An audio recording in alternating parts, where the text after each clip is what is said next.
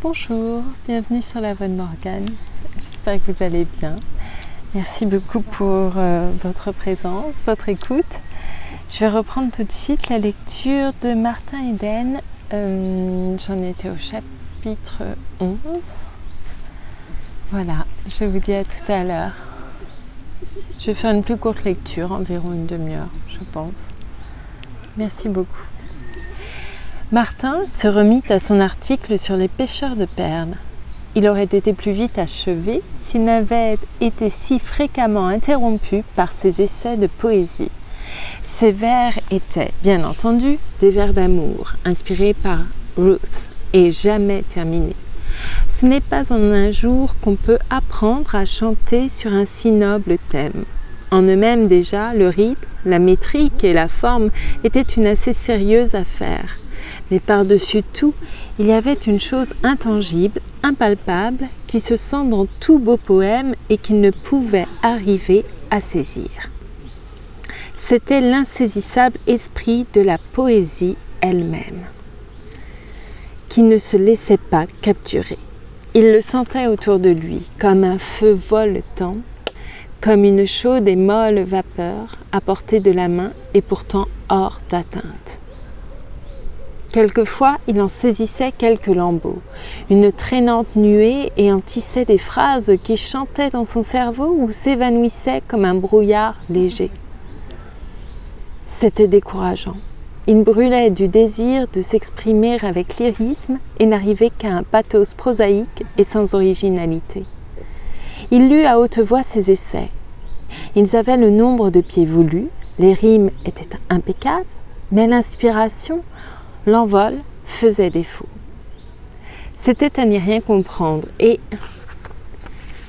de guerre lasse, désespéré, déprimé, vaincu, il se remit à son article.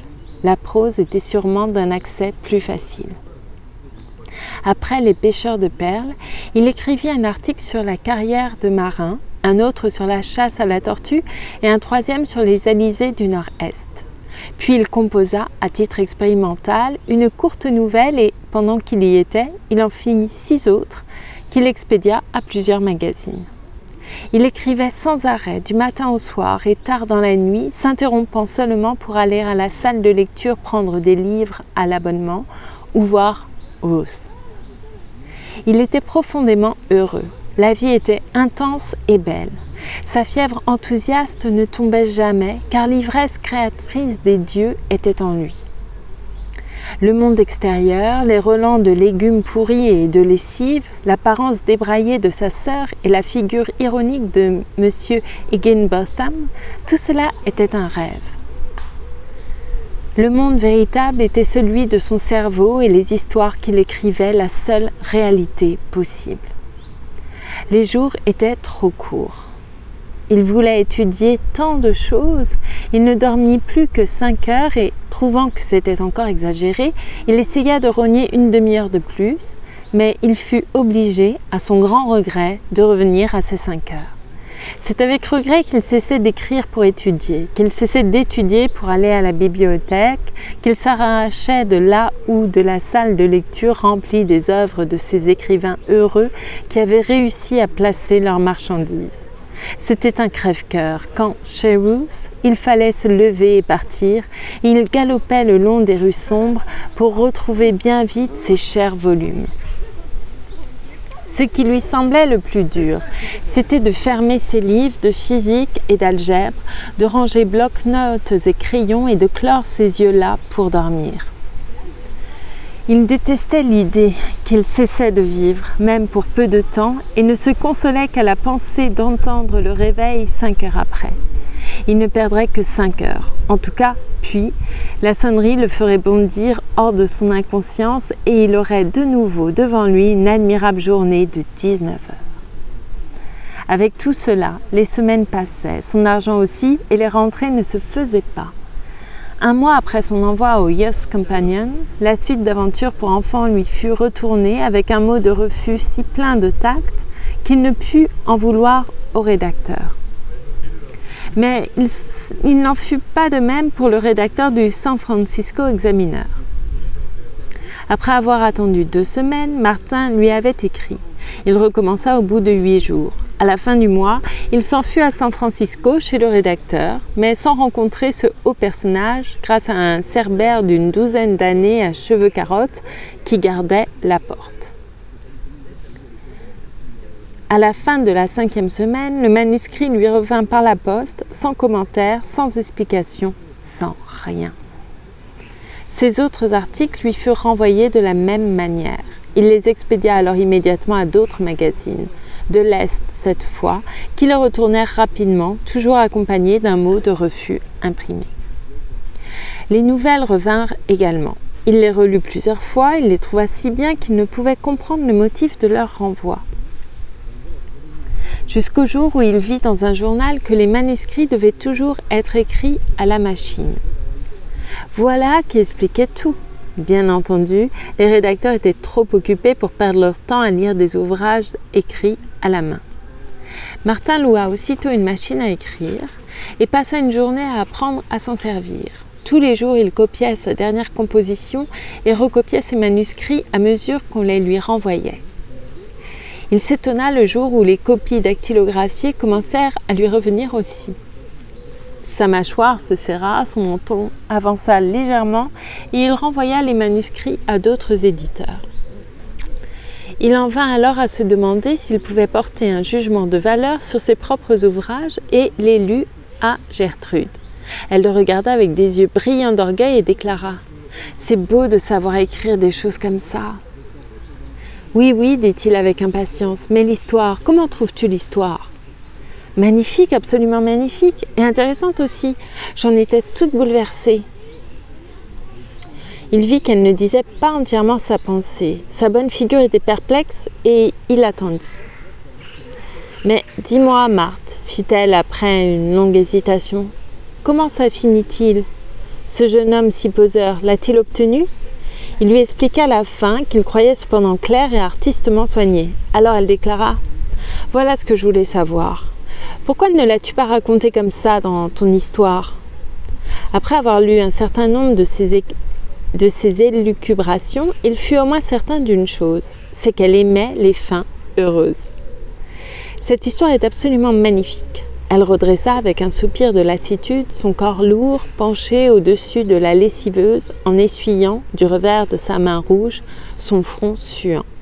« Mais ça me rend triste. J'ai envie de pleurer. Il y a déjà trop de choses tristes dans la vie. Je préfère les histoires gaies qui me font rire. S'il l'avait épousée, n'est-ce pas? Et ça ne te fait rien, Marthe ?» interrogea-t-elle avec appréhension. « J'ai cette idée parce que je suis fatiguée, je suppose. Mais ton histoire est tout de même splendide, tout à fait splendide. Où vas-tu la vendre ?»« Ça, c'est une autre paire de manches, dit-il en riant. Mais si tu la vends, combien t'en donnera-t-on ? Oh, 100 $ au moins, étant donné le prix qu'on en demande. Dieu, j'espère que tu la vendras.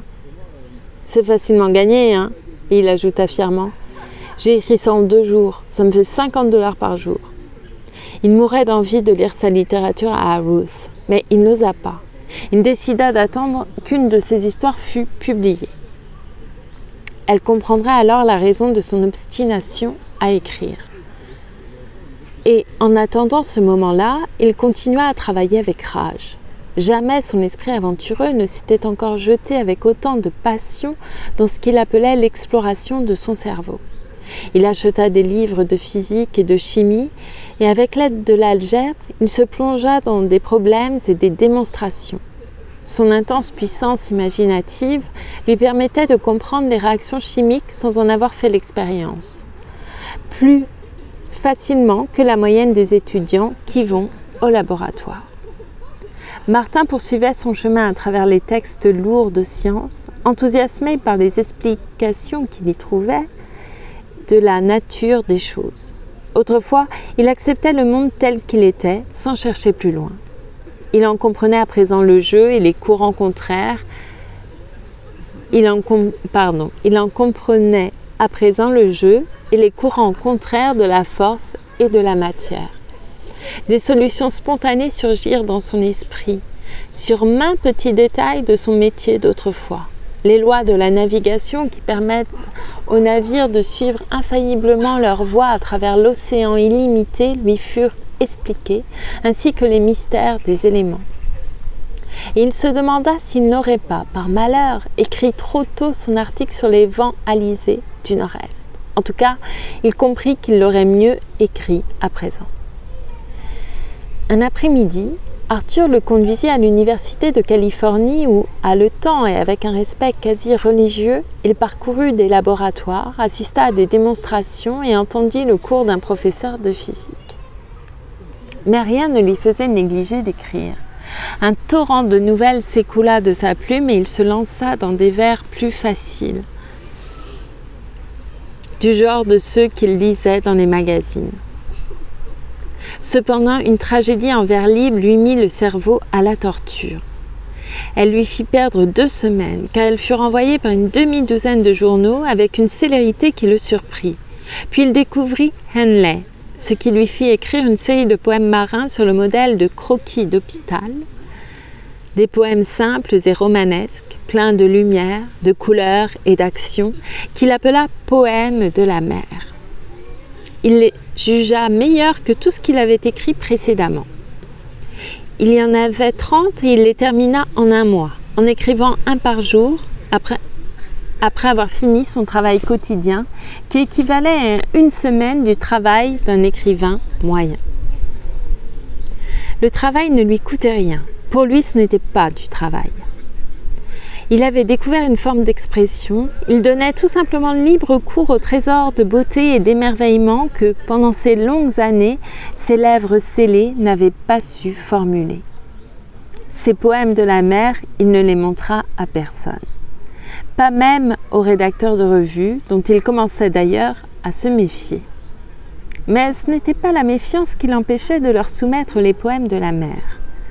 Il lui plaisait à tel point qu'il avait envie de les garder secrets, jusqu'au jour glorieux, lointain hélas, où il oserait en faire partager la beauté à Ruth. Il les garda donc pour lui, en les relisant à haute voix et en les apprenant par cœur. Il vivait intensément toutes ses heures de veille et les heures de son sommeil. Il les vivait aussi, car son esprit subjectif, pendant ces 5 heures de détente, transformait ses pensées et les événements du jour en de grotesques et fantastiques aventures. En réalité, il ne se reposait jamais. Un tempérament moins solide ou un cerveau moins équilibré n'aurait pas résisté. Ses visites de l'après-midi à Ruth étaient rares maintenant, car juin approchait, elle allait passer sa licence à l'université.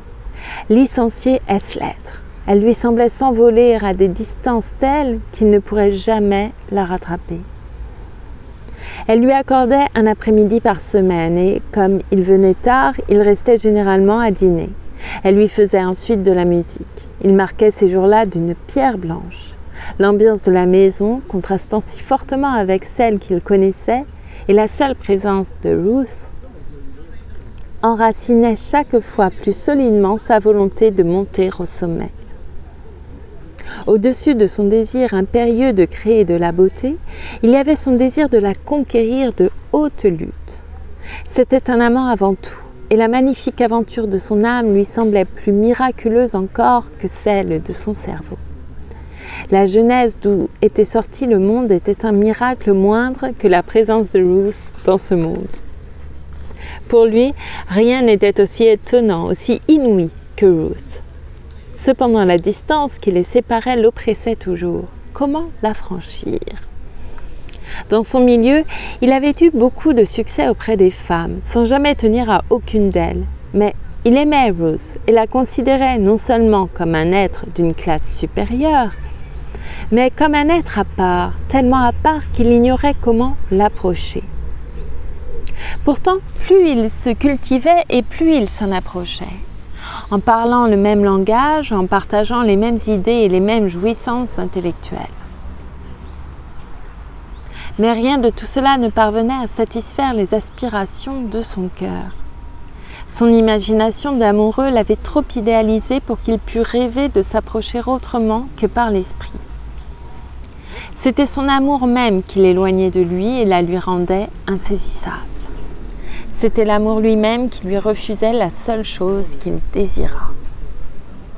Et un beau jour, brusquement, une passerelle fut jetée sur l'abîme. Bien sûr, le gouffre existait toujours, mais il cessa d'être aussi large. Ils avaient mangé des cerises, de grosses cerises noires et luisantes, au jus couleur de vin sombre. Et plus tard, tandis qu'elle lui lisait un passage de La Princesse, il remarqua que les cerises avaient taché ses lèvres. À l'instant même, son essence divine disparut. Elle était faite d'argile, après tout, comme lui, comme tout le monde. Ses lèvres étaient d'une chair pareille à la sienne, puisque le jus des cerises les tachait aussi. Elle était femme, femme tout entière, comme toutes les femmes. Cette révélation l'abasourdit. Il lui sembla que le soleil mourait au ciel. Ensuite, il comprit ce que cela signifiait. Et son cœur se mit à danser et il pensa à faire la cour à cette femme, puisqu'elle n'était non pas un pur esprit, mais une simple femme, dont les lèvres pouvaient être tachées par des cerises. L'audace de cette pensée le fit trembler, mais son âme chantait joyeusement et le bon sens, triomphalement, lui clamait qu'il avait raison. Ruth dut sentir un peu de ce changement qui s'opérait en lui, car elle interrompit sa lecture, le regarda et sourit. Les yeux de Martin glissèrent de ses yeux bleus à ses lèvres et la vue de cette tache l'affola. Il faillit ouvrir ses bras et les refermer sur elle comme il le faisait autrefois du temps de sa vie insouciante. Elle se penchait vers lui et semblait attendre. Il se contint de toute sa volonté. « Vous n'avez pas écouté un mot ?» dit-elle d'un ton boudeur. Puis elle éclata de rire, ravie de sa confusion, et lorsqu'il la regarda dans les yeux, il vit qu'elle n'avait rien deviné de ce qui s'était passé en lui. Alors, il eut honte.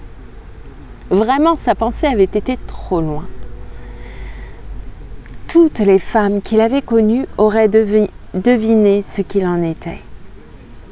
Et voilà où était la différence. Ruth n'avait rien compris. Il fut de nouveau désolé de sa propre grossièreté et ému de l'innocence exquise de Ruth. Et se retrouva de l'autre côté de l'abîme. La passerelle était rompue. Malgré tout, cet incident les rapprocha. Quand il se sentait particulièrement découragé, le souvenir de cette minute lui revenait et il la savourait avidement. Oui, l'abîme était moins profond. Il avait accompli ce jour-là une chose autrement plus difficile que la licence ès-lettres et toutes les autres licences du monde.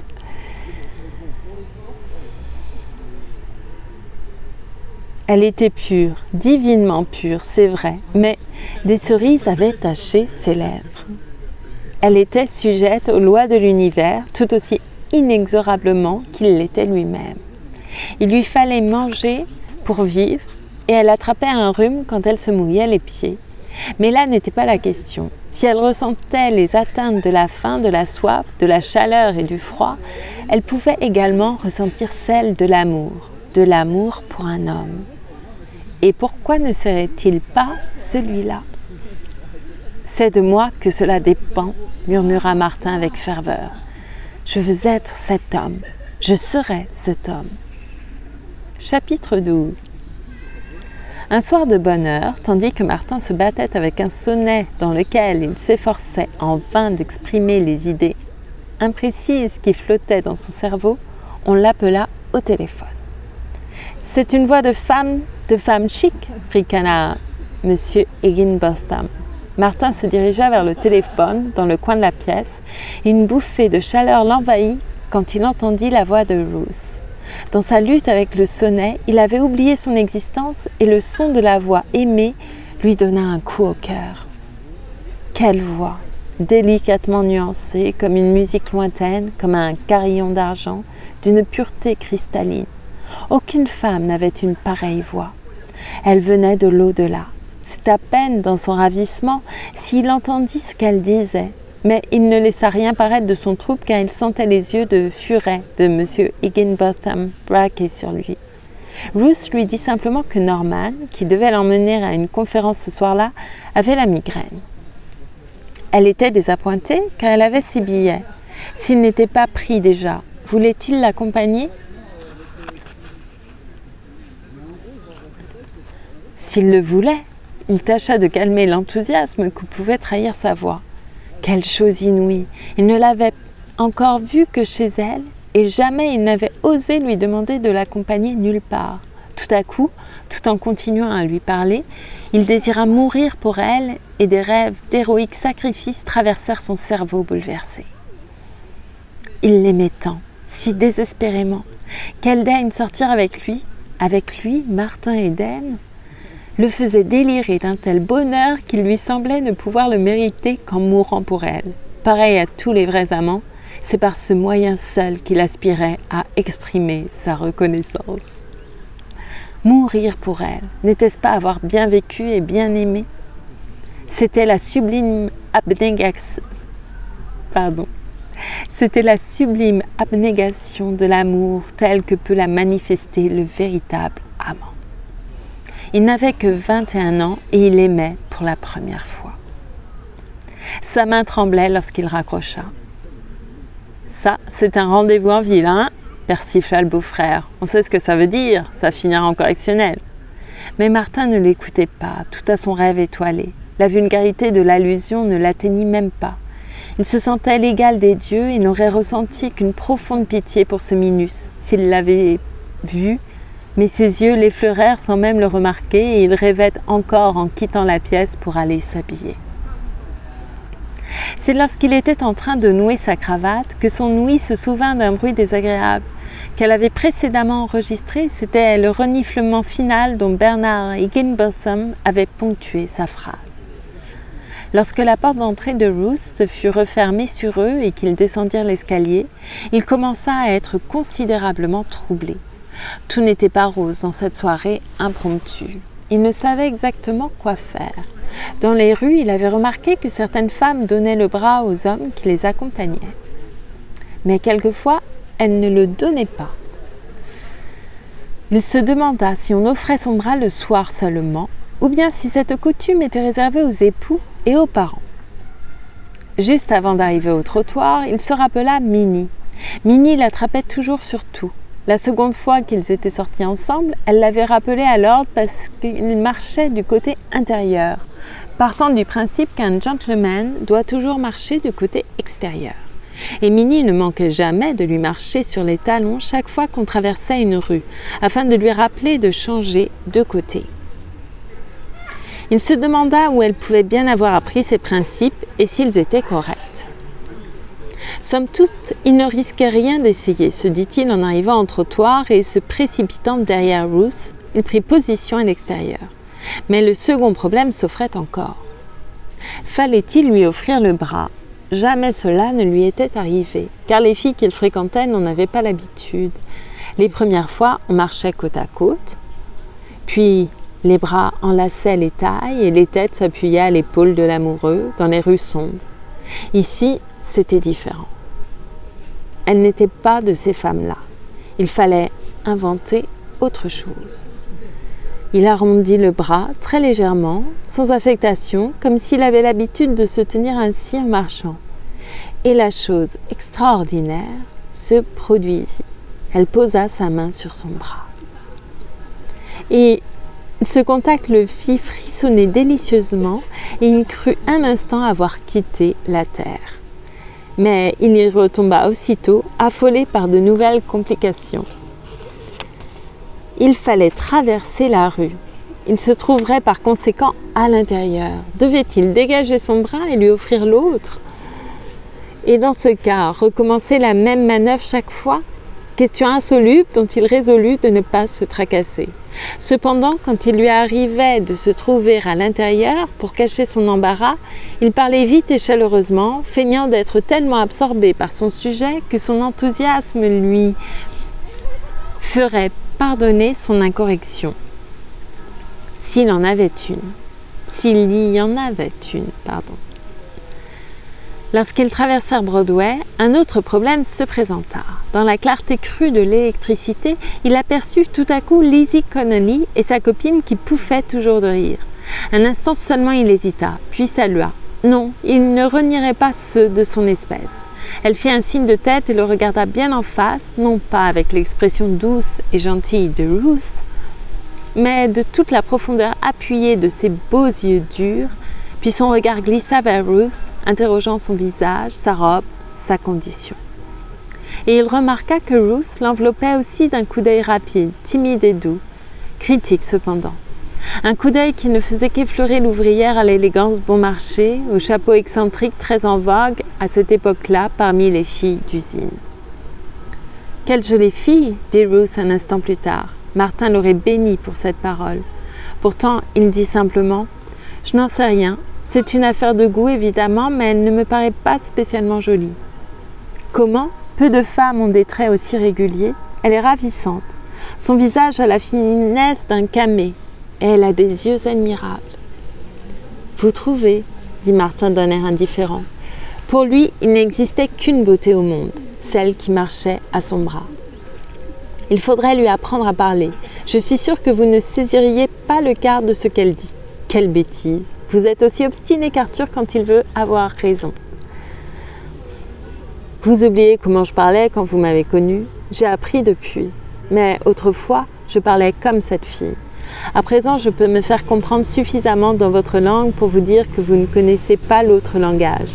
Savez-vous d'ailleurs pourquoi cette fille se conduit comme ça? Autrefois, je ne pensais pas à tout ça, mais je commence à comprendre un tas de choses. Et pourquoi donc? Parce que depuis des années, elle travaille aux machines. Quand on est très jeune, le corps est malléable et la besogne trop dure le déforme à son gré, selon la nature du travail. Je peux deviner du premier coup d'œil le métier de la plupart des ouvriers rencontrés dans la rue. Regardez-moi, pourquoi mes épaules roulent-elles? À cause de mes années de mer. Si j'avais été cow-boy pendant aussi longtemps, je ne roulerais pas des épaules, mais j'aurais les jambes cagneuses. Pour cette fille, c'est pareil. Vous avez remarqué son regard si dur? Personne n'a pris soin d'elle. Elle s'est élevée comme elle a pu, et une jeune fille qui n'a qu'elle pour se défendre ne peut avoir un regard doux, gentil comme le vôtre par exemple. Je crois que vous avez raison, murmura Ruth. C'est triste, elle est si jolie. Il vit que ses yeux resplendissaient de pitié. Puis il se rappela qu'il l'aimait et s'émerveilla encore de la chance qui lui permettait de l'aimer et de lui donner le bras pour l'accompagner à cette conférence. Ce soir-là, une fois rentré dans sa chambre, il se tint un discours, en se regardant dans la glace, longuement, avec curiosité. « Qui es-tu? D'où sors-tu? » De fait, tu appartiens aux filles comme Lizzie Connolly, à la légion des travailleurs, à tout ce qui est bas, vulgaire et laid. Tu es de la même espèce que le bétail et les esclaves qui vivent dans l'immondice et la puanteur. Dans l'odeur des déchets de légumes, comme ceci. Ces pommes de terre sont pourries, sans moi ça, bon Dieu. Et pourtant tu oses ouvrir un livre, écouter de la musique admirable, tu apprends à apprécier la belle peinture, à parler un anglais correct, à penser comme personne de ton milieu ne pense, à t'éloigner du bétail et des Lizzie Connolly. Tu oses aimer une adorable femme qui vit à 100 000 lieues de toi, parmi les étoiles. Qui es-tu? Et qu'es-tu? Bon Dieu! Crois-tu au moins réussir? Il montra le poing à son reflet, s'assit au bord de son lit et se mit à rêver, les yeux grands ouverts. Puis il ouvrit calepin, algèbre et se perdit dans les équations. Les heures s'écoulèrent, les étoiles pâlirent et l'aube grise apparaissant à la fenêtre le trouva encore à sa table. Voilà, je vais m'arrêter là pour cette lecture. Je vous remercie beaucoup de l'avoir écouté, tout simplement. Et je vous dis à très bientôt. Merci beaucoup et prenez soin de vous.